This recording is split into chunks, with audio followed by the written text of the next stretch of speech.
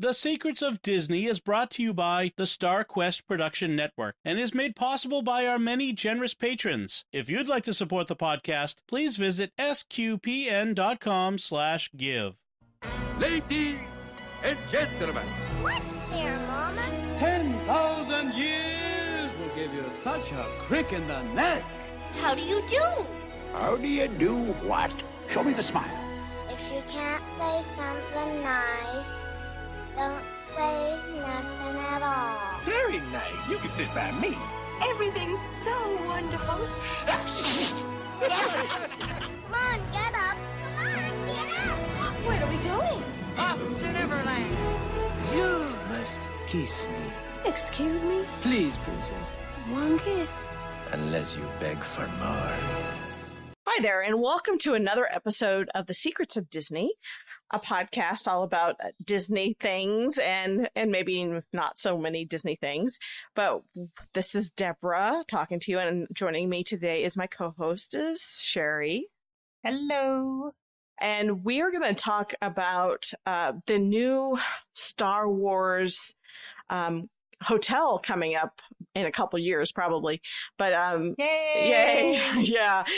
But there's an article that came out, and I kind of want to talk about money because there's a little, would you pay this much money for this experience? And so one of the things that we'll start with is talk about what the experience is.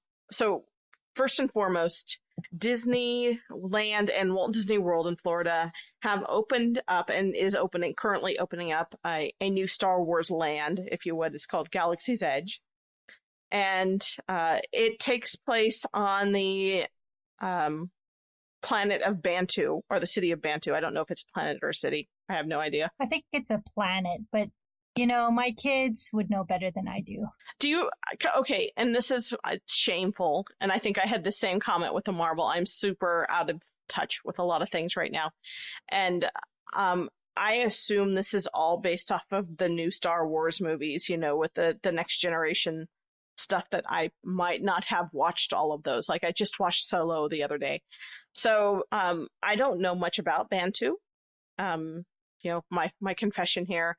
I know zilch. I know zilch. I didn't even know. I read the articles about Star Wars, like as in Star Wars Galaxy's Edge at Disney World, but I don't understand the words they use.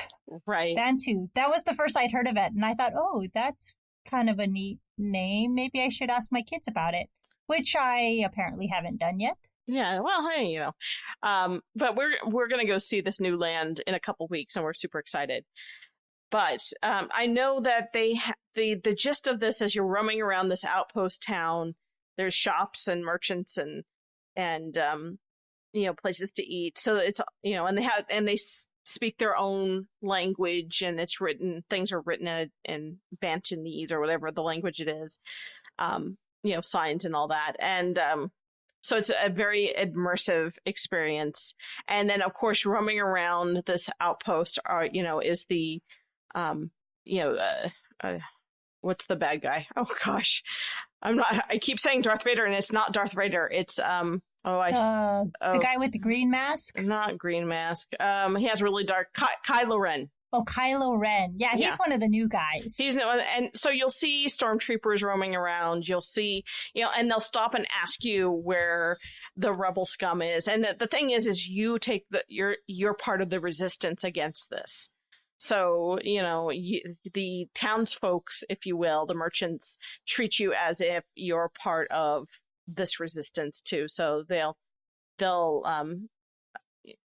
try to covertly talk about it with you, in a sense. Like they'll if you ask where the lightsaber, because there's a lightsaber studio where you can build your own lightsaber. If you ask a cast member, hey, where's the lightsaber studio? They'll be like, oh, the pieces of machinery place is over there, because they can't say lightsaber or else they're going to blow their cover as, resistance fighters. Anyway, it's a one of those good versus evil kind of things, and you're on the side of good in this case, I hope. Well, maybe you're not. I can't wait to experience that. I cannot wait to experience that. And as you walk through, maybe we should take walkie-talkies and when they talk to us like that, we pretend to talk on our walkie-talkie and go, I found one. I found a ribble. Oh, that's funny. Yeah. Well, that would be fun because, what makes this land different than all of the Walt Disney World lands or even the old Star Wars attraction is before you stood in line to see like any of the Star Wars characters or any characters, you stand in line, right? You like everybody else to get their autograph. Yep. Whereas this is their free roaming across the Chewbacca's free roaming out there across this land, and they're not necessarily pausing to sign autographs, or they're on a mission. So you're, whether or not you're participating in that mission, you might not even know what they're talking about. It's like, oh, okay, but they're like free roaming. But you can characters. stalk them, right? You can stalk them and find out where they're going, and stalk them some more, right? And then the big thing is that right now the big ride is there's the Millennium Falcon that's in there. And you get to go through the ship to get to a ride called Smuggler's Run, where you're hired to smuggle illicit cargo to Bantu, and you're getting paid to do that in the Millennium Falcon, and that's the big ride. And so they've developed this huge theme park land to compete with Harry Potter, basically, to compete with Universal Studios Hogwarts and Diagon Alley. Which is, I just read something, and it's secrets of Disney. You're not supposed to be talking about Universal. Apparently, Universal Studios was named again one of the best theme parks in the world. So, and I'm like, I don't know. Anyway, maybe one of though. What was the number one? I think it was number one. Like Islands of Adventure was number one, and I'm like, I haven't been to Islands of Adventure in 10 years, and I'm going in November. So I guess I'll find out if I like it better than Disney, but I don't think I will. I'll be honest. I'm a little jaded towards Disney, I guess, or a little biased. I'm jaded towards Universal. There we go. Anyway, so to the long story is that this is like phase one of the big Star Wars enterprise stuff that they're opening at Walt Disney World in Florida.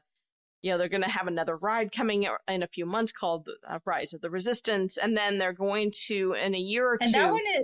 Oh, go ahead. Sorry, go ahead. No, I was going to say, in a year or two, they're going to be opening up an immersive hotel. But yes. What were you going to say? Well, so Rise of the Resistance is supposed to be the new, I guess, flagship ride. As much as Millennium Falcon sounds cool, as far as we've been able to read, the Rise of the Resistance is supposed to be very, very cutting edge. If you've ever been to Disney, the Soarin' ride was new and amazing, and the technology, which is patented, I believe, by Disney, was just out of this world, brand new, creative. And so Rise of the Resistance is supposed to be like that too. So up until now, people are like, Millennium Falcon is okay. But I think that Disney is hoping that Rise of the Resistance is going to be what really sets the Star Wars Galaxy Edge apart from the other parks. Right. Well, and apparently Rise of the Resistance has actually been pretty close to ready this entire time. But they were afraid of opening two major attractions and a land at the same time, and what that would do for attendance and what that would do for, wait times in the park and what would happen to the other parks. And so there was like, let's just stagger that. Well, we're going to stagger. Actually, there's staggered 3 rides in Disney Hollywood Studios in Florida because of this theory that they had. So they were going to open these 3 rides in phases. And the third one has nothing to do with Star Wars. It's the revamp of Mickey's Crazy Trolley Ride or whatever, which used to be the Great Movie Ride. But anyway, nobody really knows about that one. I'm looking forward to that one too. They pushed that back now to May because they didn't want to open that. I know. They didn't want to open that at the same time as Rise of the Resistance or as Galaxy's Edge, because they were like, then Studios was going to be overrun and they couldn't handle the crowds. And I don't think that would be the case, but whatever. I I think that if they opened it all in September, they wouldn't have to worry about it. I mean, regardless, once they're all open, everybody's going to want to see them all. Right. I mean, a lot of people probably pushed off their vacation because they're like, why go this year when it's not done? And then next year, they'll be both open, at least the Star Wars ones. So we'll just wait a year to go. Well, that and okay, we're going to have a real conversation because, you know, y'all are saying Disney is expensive. And even Bob Iger was quoted as saying Disney is expensive now. We know that. He just said it like a week or two ago because they were talking about in California at Disneyland, the attendance for Galaxy's Edge and for Disney in general was way down. And that Walt Disney, my poor stocks took a hit in the third quarter. So, you know, they didn't make their third quarter earnings for the company. And so there was a little backlash with, are the prices too expensive now at Disney with their new pricing system? And I think we mentioned it in another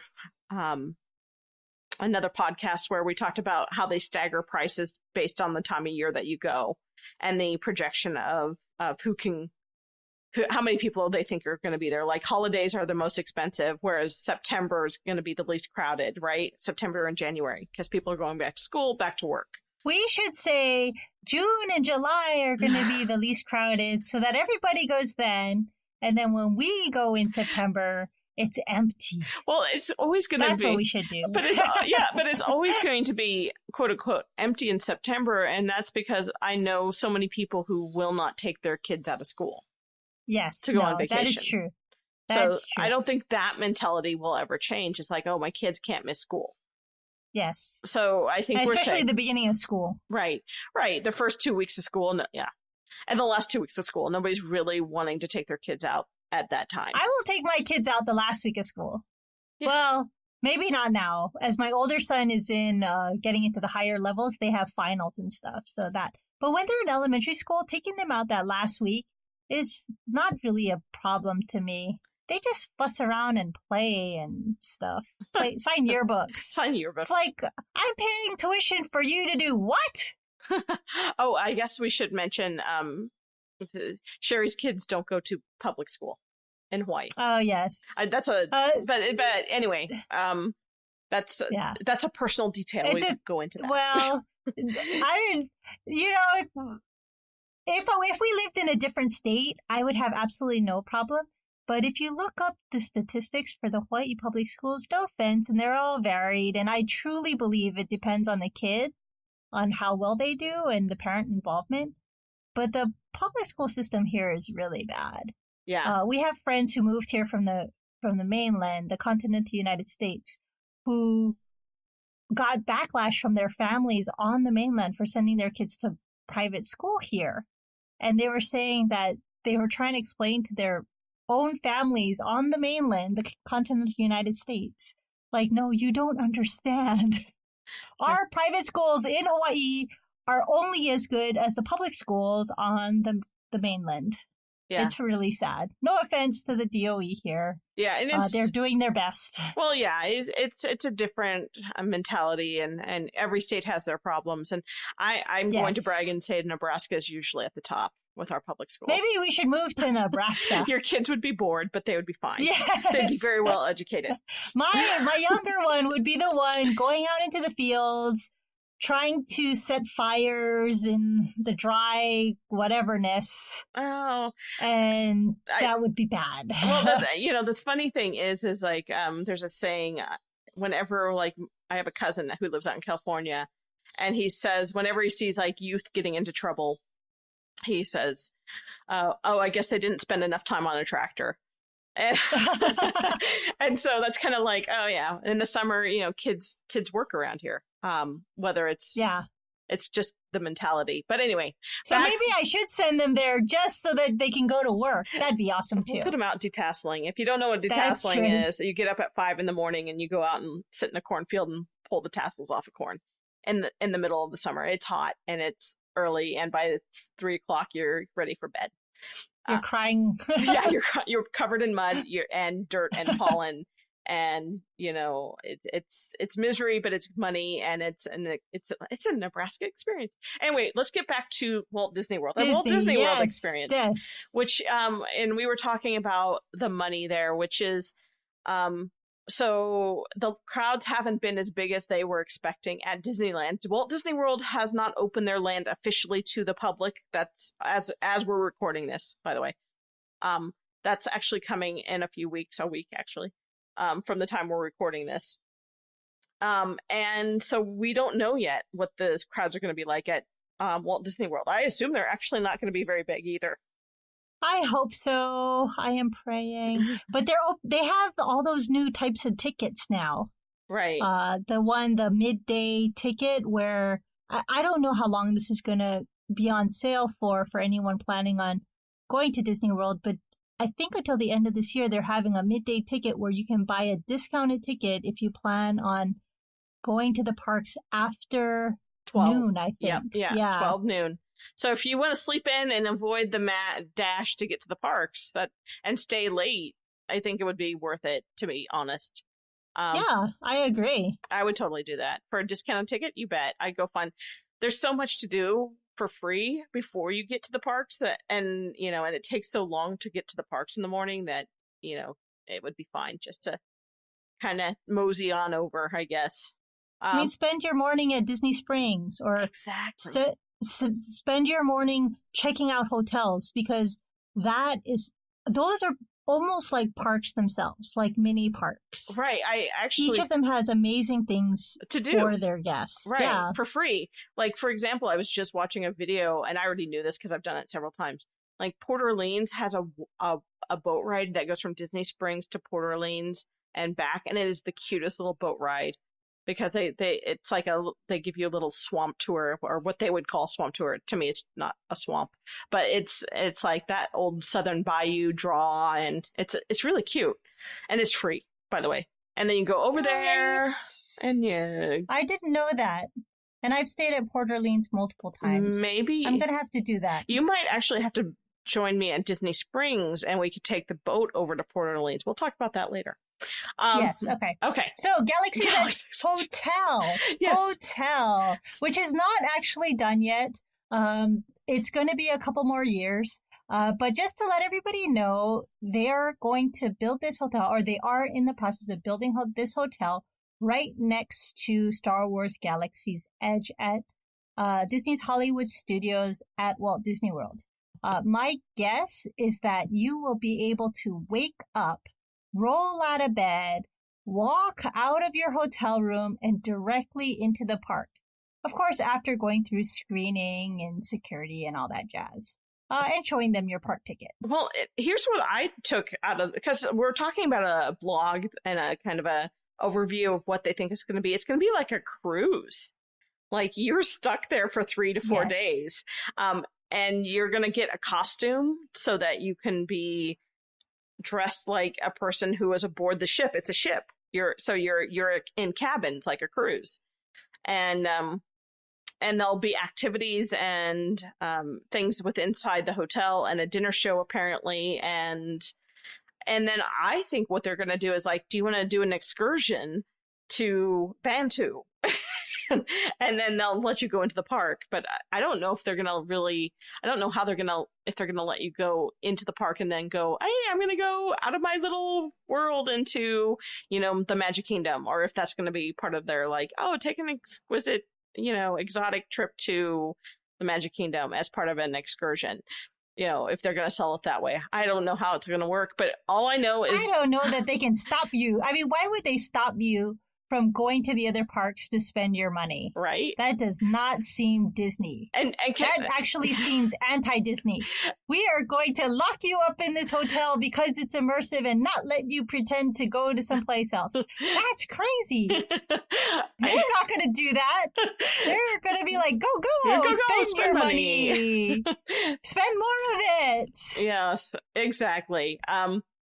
But I guess the whole ship is not going to have windows out, from what I can hear. Yes. Windows out to civilization, that it'll be like a monitored space experience. So your windows will be like not projected, LCD kind of space scenes, is what I have seen in the concept art and in the descriptions, is that it's going to be entirely immersive into space. Yes. But Sherry, tell them how much they're suggesting this little 2 to 3 day excursion is going to cost.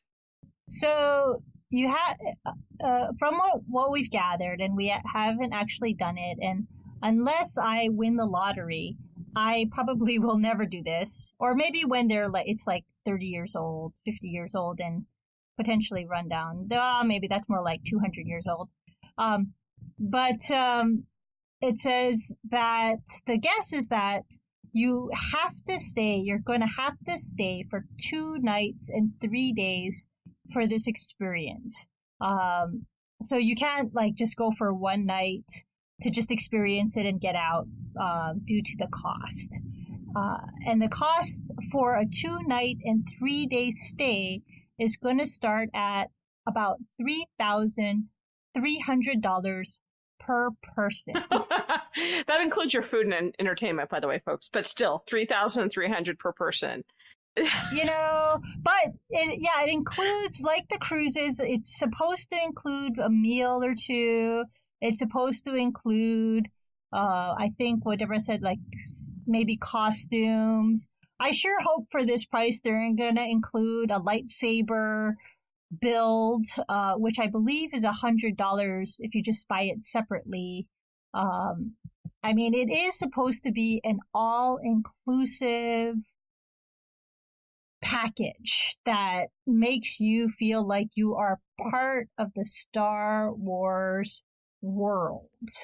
Right. I sure hope if they say you can take home the towels too, because, usually they charge for that. And for this price, it would be nice if they said, sure, you can take the towels home without us charging you. And the shampoo. And your little costume. And your costume that you're wearing. And your costume.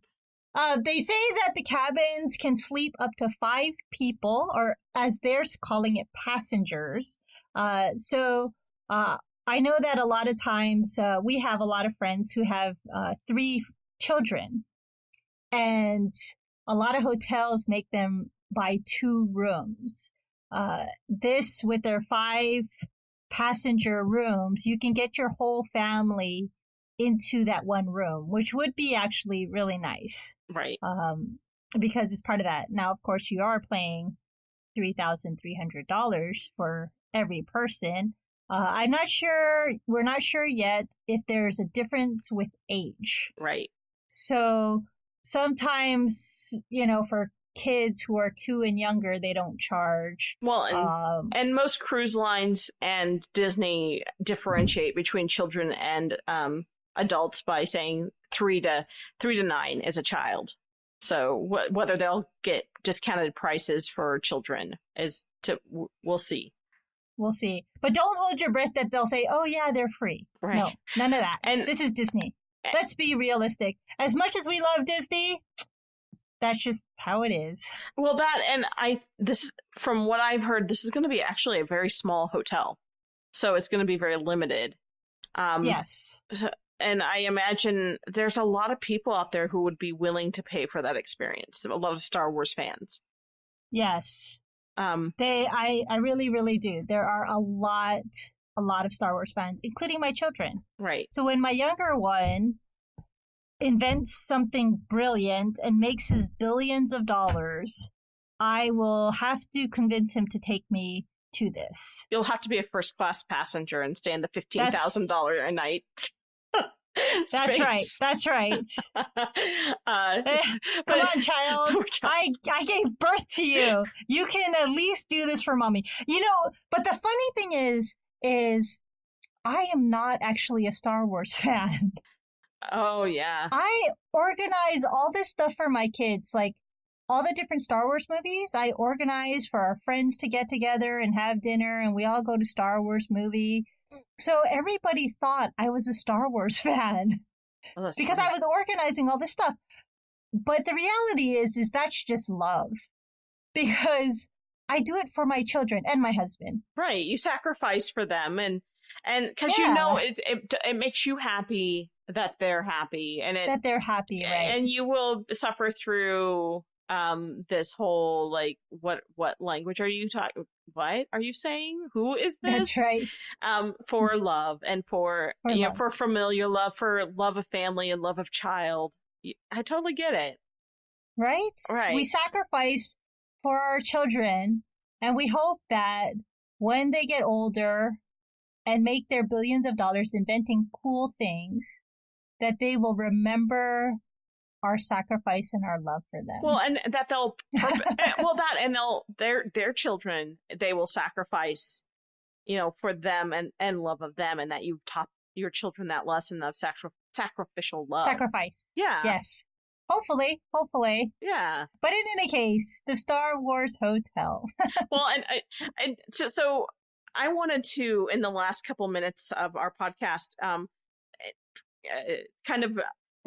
we've been talking a little bit about money, and I gave Sherry an update today because I was curious myself. In the last podcast, a couple podcasts ago, I think I talked about all the ways I was scamming to save money so that we could go to Disney. And I was kind of impressed with how much I've made off of these scams. And I won't call them scams. They're not scams. They're legitimate ways to make money. But I made quite a bit of money on the side delivering groceries, I'll be honest. Enough to pay for a trip to Disney, to be honest, like $3,000 at this point over the summer. And yay, I know. Woot. But and I can't say that it's all gone to Disney because, when you're delivering groceries, some of it goes back into, car maintenance and gas and stuff like that. And food, because, that's just, you can't. What? You're not nibbling off of all that food that you're delivering? Just take a snip here and a snip there. No, I'm just kidding. Don't do that, people. Like, why is there a bite in this ice cream sandwich? Don't know. Came that way. Bye. No, I would never do that. But then I have, I was telling Sherry about the Ibotta, the Shopkick, and the Job Spotter apps, and the reward apps, and off of those, actually, and then there was my points off of those 5 rewards, and I haven't been doing this. It's basically been a summer thing. Like I started this like in June or May. I've made $1,000 in like gift cards and credit in that. Congratulations. Right. Like the Job Spotter. Awesome. For those of you who are like, what's the Job Spotter? The Job Spotter app was from Indeed.com, where you go around and you take pictures of help wanted ads in Windows and the business that those are in. And it's kind of annoying. But they pay you, depending on how good the job is, like how, if it's an uncommon job, they pay you more. So like sit down, like legitimate, like we're looking for servers jobs pay you more in a sense that they give you more money for that particular ad than like Arby's. They'll sometimes be like 5 cents. You get 5 cents. But that's because it's in every Arby's window. But they're like, for example, there's an Indian place that's downtown here in Lincoln that I really like. That's kind of more upper class Indian. And they had a help wanted sign, and that netted me $1.06. And I'm like, woohoo! And so nice. I just cashed in $50 towards Amazon off that app alone. And I think I made like $80-something overall this summer just doing that. And it cost me nothing other than my time. And it doesn't seem like that much time. You're already walking around. Right. You just happen to see the sign and you take a picture of it. Well, and send it in. Right. When I'm delivering groceries and I have like a little bit of time between orders, or I'm in a neighborhood that I don't normally go into, it's like, oh, hey, let me pull over and take a picture of this. So I've done that several times, and it's paid, $80. Hey, you know what we're using that for? I'm going to have groceries delivered to our room in a month from Amazon Prime, and I'm kind of stoked about that. And then, talking about saving money, that is one way to save money for a Disney trip. Right. So you go ahead. You buy things from Amazon, who will deliver directly to your hotel, and they'll bring it to your room. Certain smaller groceries, and most of the rooms, I believe, have a mini fridge. Yep. And so we're deciding, instead of going to a sit down breakfast place, we're getting those packet muffins that you put a little water and you nuke it for a minute and you get a muffin, or, like a, cakey kind of thing. We're going to do that. And it's like $1 or less a packet. And that's kind of on the expensive side. It's probably 70 cents a packet, maybe 50, depending on what brand. And then I'm bringing my own Nespresso maker to the room because I'm like that. Because, that's going to be, okay, my Nespresso pod will be maybe 50 cents that I bought it, at Walmart, maybe $1. But, if I go buy a cup of coffee. Starbucks coffee. Well, Starbucks is the same no matter where you go. It's the same price at Disney as it is outside of Disney, which is a right. comfort. But if you go to a Starbucks and you buy a $3 cup of coffee, this Nespresso is 50 cents. That just makes sense. It's just coffee. It's not a frou-frou drink. I like the frou-frou drinks. I like the $5 drinks. So $5. And then I also know Disney's hyped up recently, and a lot of theme parks do this. Their bottled water, which I hate anyway because it's Dasani, and I hate Dasani for different reasons. It's like close to $5 a bottle for water there. And so I'm going to ship, my 24 bottles of water from Amazon Prime to the resort and just take a bottle of water with me every day. That's my... I was going to go with Deborah on that, but I happened across on Amazon water bottles, that have filters in them. So like even Brita. Mm-hmm. There's a Brita water bottle that's a portable carry water bottle that you just fill with water, and then it has a straw, and when you suck the water out, it has a filter. And according to the people online, I guess I can tell everybody after our trip whether or not it actually works. But according to most people online, it actually gets rid of the yucky flavor taste. Oh, yeah. That's in the water. So I decided to go that route instead, put a one-time fee. I think it was like $25 for the water bottle, which isn't really that much considering how many water bottles I'd have to buy if I bought them at Disney. Right. And you can also get free water at fast food locations. They'll give it to you. You just ask them. Oh, yes. But and it's cold too, I believe. Yeah. They have like water jugs and stuff that have cold water that you can get for free. Or there's the water fountains too. Right. But this will save us money, I hope. At least in a sense, we're talking saving me close to $5 to $10 a day. Or avoiding paying $5 to $10 a day for unnecessary, $5 muffin from, whatever bakery and a $5 coffee on top of that.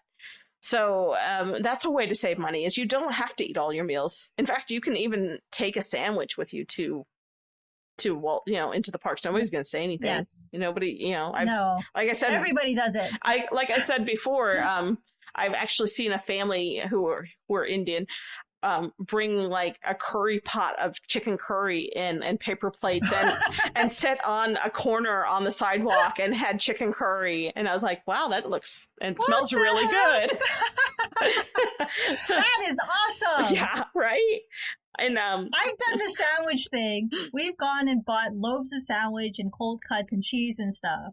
Mm-hmm. And we've made our own sandwiches every day. But I have never thought to bring in whatever crock pot or hot pot or whatever of rice and chicken curry. Oh, that is awesome. And yeah, I thought, I remember that very, very distinctly. Like, wow, I think I've seen everything now.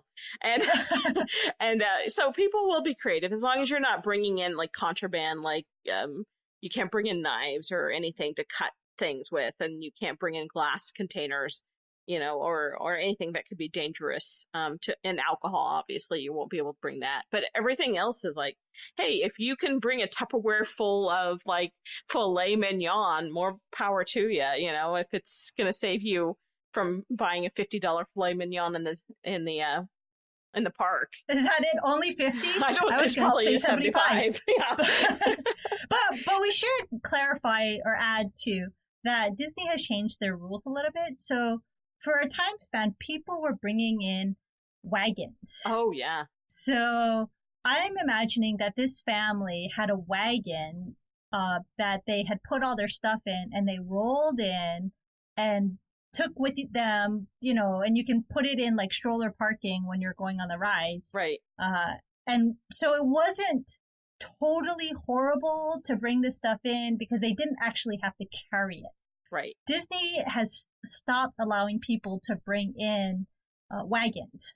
Mm-hmm. And rolling coolers, by the way. You can't bring in coolers that are on wheels. So you can't be like hefting your cooler full of soda pop through the park because people don't, they just drop it at any corner and then leave it there and then it's in the way. So yeah. So it's become much more inconvenient for people to bring in their crock pots or even Tupperware. Well, but you can get a locker and drop that stuff in the locker and make the whole locker room smell like, you know, chicken curry. And make everyone else jealous when you pull it out. Why does my jacket smell like chicken curry? But no, you could do that too. So, you know, there are possibilities of getting, you know, around this, but in any case, we just wanted to put that out there. Well, and I wanted to tell you that there are creative ways to save money and to do extra things that can save you money before you go, that can plan. Like I talked about the Shopkick app where I worked towards buying things that went towards a gift certificate for Disney. I have redeemed $150 worth of Disney gift certificates. Woo-hoo, I know. woo-hoo. And that's, you know, that one of the things that I'm like, woohoo, I needed, and this is maybe too much information, I needed new underwear. And they have like, you know, they'll do this like, buy this pack of, you know, Fruit of the Loom and, you know, you get 1,000 points. And I'm like, woohoo, I need new underwear. And I got 1,000 points out of that. So, you know, stuff like that. That's awesome. Yeah, so I feel like it's a win-win. But yeah, $900 towards gift certificates and cash incentives for just going shopping and buying things that I would probably have bought anyway. I feel like it's been worth it. Maybe not worth it for everybody, but for some, for those, and maybe go ahead. Sorry. Oh, hello. I read an article about another woman who did exactly what you're doing. You only started it this summer, really. Mm-hmm. I don't know exactly how long she took. Let's just say a year, but it was definitely longer than you. And she had saved enough to take her family of 4 to Disney. And whatever she earned from this paid for it. So yeah, it's possible. Definitely possible. Well, and if you're saying, I don't have time for that, that sounds too complicated. Here's something that's not complicated. Maybe you have an extra $10 to $15 to $20, $25 left over at the end of your shopping trip. That's like kind of fun money, or, you know, maybe you got a really good deal on soup and you have extra money left over from your budget. Take it to like Target or Sam's Club or Walmart and cash it in for a Disney gift certificate and just start saving Disney gift certificates. And then you can't spend it on anything else but Disney, so you're not going to spend it. You're just going to have it until you can pay for everything at Disney with, you know, rooms, tickets, food. You can, it's anything, you know, and some of these places have really good coupons. This one guy, he did a talk on couponing, mm-hmm. and I remember it was with Target, which is why it came into my mind. And this one particular coupon was for women's bras. And this is a guy now who was like, he's just a couponer. And he figured out that he had to buy one bra at a time. So he would go into Target, buy the bra, and get this like huge discount. And I'm not exactly sure. I can't remember what the deal was. But with that deal, he ended up like actually earning money if he like bought the certain bra and then like went and cashed in something. And then after he did that, he returned all the bras. Well, that's not very honest. No, but you know what? Uh-huh. The couponing was a game to him. Right. The reason he was saying, I mean, how many men do you really know would even be willing to go into a store to buy a bra? Right. Much less like I don't even know how many bras he bought, like 20 or 30 bras. But and he had to do that almost individually. That's true. But in the end, after he did all this stuff, he said he made like $3 a bra or something like that. Wow. So you just have to be, or anybody just has to be open and aware and read all the fine print. Right? Well, and there are creative ways of making money. Well, and I see all of the stuff that I do as a game too. Like like the Ibotta app, that's a game to me. Like I know how to work that app now to maximize my money earned off of that. So it is like extreme couponing meets this rebate system, and it's just and it's online. But you have to be patient, and you have to be kind of you have to hustle. You're like this guy going out and buying a bra at a time. You have to be patient like that. But anyway, we're gonna stop right there and talk about more Star Wars stuff coming up, because coming up in the future episodes, we're going to be talking about Halloween at Disney, which is it's actually Halloween right now, even though I know I'm not really supposed to tell you when we're recording these because it dates the show, but it's August. And they just started Mickey's Not So Scary Halloween parties in August. And so we're in a Halloween kind of mood. And so we're going to talk about what that's like and how Disney does it so it's not so scary, and versus the blood and gory stuff that Universal does. But, that will wait. It'll have to wait till next episode. It will have to wait until next episode. And then we'll get into some more Star Wars stuff, because by then we'll have visited the new Galaxy's Edge. Yeah. Anyway, you've been listening to The Secrets of Disney on the Star Quest Production Network. To find links from this discussion and to find previous episodes and to send feedback, please visit sqpn.com/Disney. And you can email us at disney@sqpn.com or follow StarQuest on social media at facebook.com/StarQuestMedia. Or at Twitter at SQPN. I'm Deborah Shaban, and joining me is Sherry Tamamoto. And thank you once again for joining us for The Secrets of Disney on Star Quest. Ta-ta for now.